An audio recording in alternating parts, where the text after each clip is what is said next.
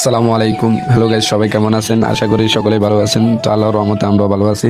তো আজকে দুই ভাই মিলে চলে গেলাম চট্টগ্রাম কালুঘাট ব্রিজ। কালুঘাট ব্রিজে যাওয়ার পথে প্রথমে আমরা চেঞ্জিতে উঠলাম, ওখান থেকে নেমে আবার বাসের জন্য অপেক্ষা করতেছি। বাসে উঠে গেলাম।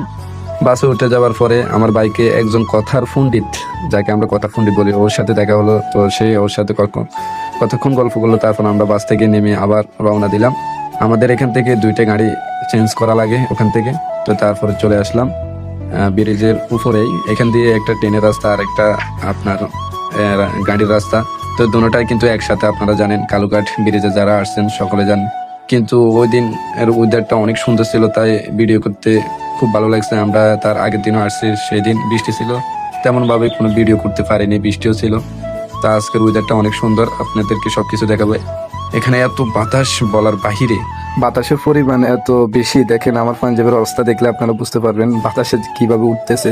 আর একটা কথা, আপনারা যারা চট্টগ্রামের আশেপাশে আছেন ইনশাল্লাহ আসেন, আমরা একসাথে ঘোরাফেরা করবো। আমিও অনেক দূরে যাইতে পারতেছি না, হয়তো আমরা অনেক জায়গায় চিনি না। যারা চট্টগ্রাম আছেন ছিলেন, একসাথে করবো ইনশাল্লাহ। চলে আসেন, আমিও ফ্রি আছি, যদি ফ্রি থাকেন চলে আসেন।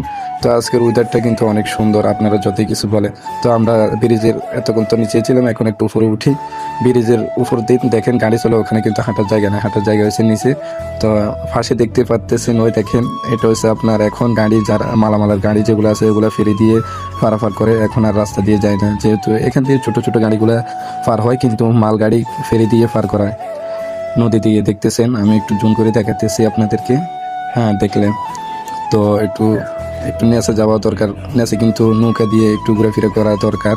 তো আমরা উপরে অনেকক্ষণ ছিলাম, ইনশাল্লাহ এখন নিচে চলে যাব। নিচে গিয়ে আপনাদেরকে সব কিছু দেখাবো।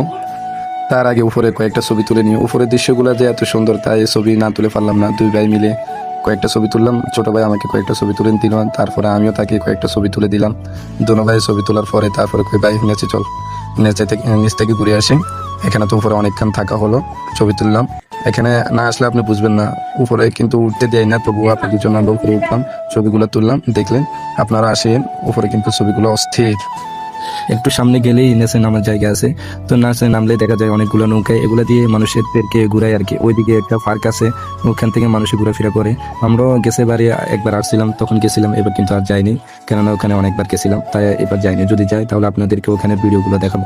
এখান দিয়ে দেখেন নেচের ওয়েদারটা কিন্তু অনেক সুন্দর। আমি অনেকক্ষণ ধরে দাঁড়িয়েছিলাম, তারপরে আবার অন্য জায়গায় যেতে হবে, আপনাদেরকে সবকিছু দেখাবো, দেখতে থাকুন। তো আরেকটা কথা, আপনারা আসলে ভিডিওগুলো দেখেন কিন্তু লাইক কমেন্ট শেয়ার কিছুই করেন না।